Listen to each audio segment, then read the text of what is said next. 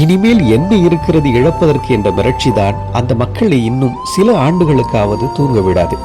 இத்தனை வருடம் சேர்த்து வைத்த மொத்த உழைப்பையும் அப்படியே சிதைத்து தள்ளிவிட்டன அந்த பெரும் புயல்கள். ஆசிய நாடுகளில் வெள்ளம் நிலச்சரிவுக்கு இதுவரை 1230 பேர் பலியாகி இருப்பது தெரிய வந்துள்ளது. இந்தோனேஷியாவில் 659 பேரும், இலங்கையில் 391 பேரும், தாய்லாந்தில் 181 பேரும் உயிரிழந்திருப்பது இந்த ஆண்டின் மிகப்பெரிய சோகம். பல்லாயிரக்கணக்கானோர் தங்களது பொருளாதாரத்தை இழந்து நடுத்தருவுக்கு வந்துவிட்டார்கள். இந்தோனேஷியாவில் கடந்த வாரம் ஏற்பட்ட இந்த பெருவெள்ளம் தொடர்ச்சியாக 3 மாகாணங்களை சிதைத்து போட்டிருக்கிறது.